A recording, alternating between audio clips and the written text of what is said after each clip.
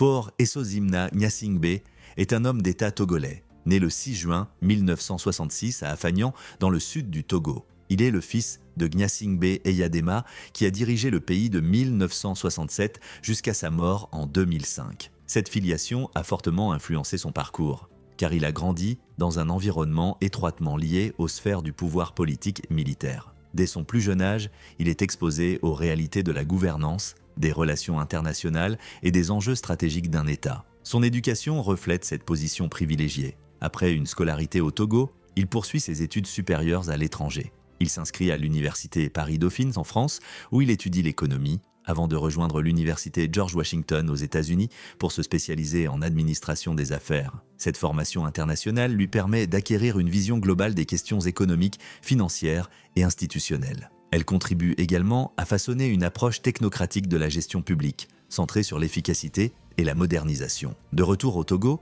Faure Esozimna Gnassingbé entame progressivement sa carrière politique. En 2002, il est élu député à l'Assemblée nationale, marquant ainsi son entrée officielle dans la vie publique. Il devient rapidement une figure influente du parti au pouvoir, alors dominé par son père. Dans la foulée, il est nommé à des postes ministériels stratégiques, notamment en charge des mines, de l'équipement, des postes et télécommunications. Ses responsabilités lui offrent une expérience concrète de la gestion des ressources de l'État et des politiques sectorielles, tout en consolidant son réseau au sein de l'appareil administratif et politique. Le moment décisif de son ascension survient en février 2005, à la suite du décès de Gnassingbé Eyadema. Dans un contexte de vacances du pouvoir, l'armée togolaise annonce son soutien à Faure Gnassingbé et facilite son accession immédiate à la présidence. Cette succession rapide est largement contestée, tant au niveau national qu'international, car elle est perçue comme une entorse aux règles constitutionnelles. Face aux pressions de la communauté internationale, notamment de la CEDEAO et de l'Union africaine,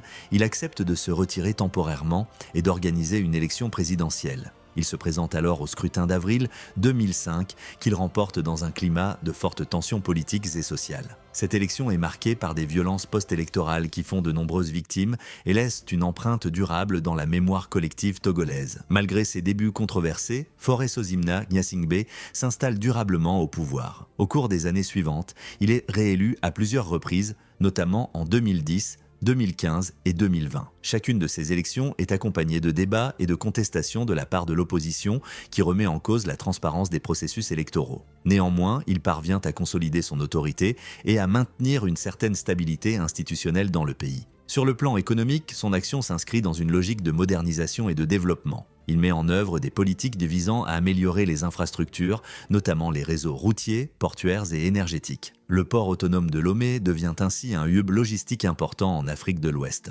Parallèlement, des efforts sont entrepris pour dynamiser le secteur agricole, qui emploie une grande partie de la population, et pour diversifier l'économie nationale. Le gouvernement de Faure Esozimna Gnassingbé s'efforce également d'attirer les investissements étrangers en améliorant le climat des affaires, en simplifiant certaines procédures administratives et en développant des zones économiques spéciales. Ces initiatives contribuent à une croissance économique relativement stable, bien que les bénéfices de cette croissance ne soient pas toujours répartis de manière équitable au sein de la population. Sur le plan social, des programmes sont mis en place pour améliorer l'accès à l'éducation, aux soins de santé et aux services de base. Toutefois, le pays continue de faire face à des défis importants, notamment en matière de pauvreté, de chômage des jeunes et d'inégalités régionales. Sur le plan politique, le régime de Faure Gnassingbé est régulièrement critiqué. Les opposants dénoncent une concentration du pouvoir, un manque d'alternance démocratique et des restrictions des libertés publiques. Des manifestations sont parfois organisées pour réclamer des réformes politiques plus profondes, notamment en ce qui concerne la limitation du nombre de mandats présidentiels.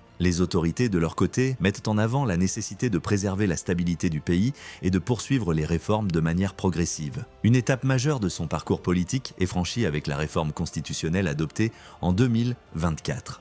Cette réforme transforme le système institutionnel du Togo en instaurant un régime parlementaire. Dans ce nouveau cadre, le rôle du président de la République devient essentiellement honorifique, tandis que le pouvoir exécutif réel est confié au président du Conseil des ministres. Faure Esozimna Gnassingbé occupe cette fonction, ce qui lui permet de rester au centre de l'exécutif. Cette évolution institutionnelle est interprétée de différentes manières. Certains y voient une modernisation du système politique, tandis que d'autres considèrent qu'elle permet de prolonger son influence au sommet de l'État. Au niveau international, Faure Gnassingbé joue un rôle actif dans les affaires régionales. Il participe aux initiatives de médiation dans plusieurs crises en Afrique de l'Ouest, et contribue aux efforts de maintien de la paix. Il entretient des relations diplomatiques avec de nombreux partenaires internationaux et cherche à positionner le Togo comme un acteur stable et crédible sur la scène régionale. Sur le plan personnel, il reste discret. Marié et père de famille, il communique peu sur sa vie privée. Il est souvent décrit comme un dirigeant réservé, privilégiant les approches pragmatiques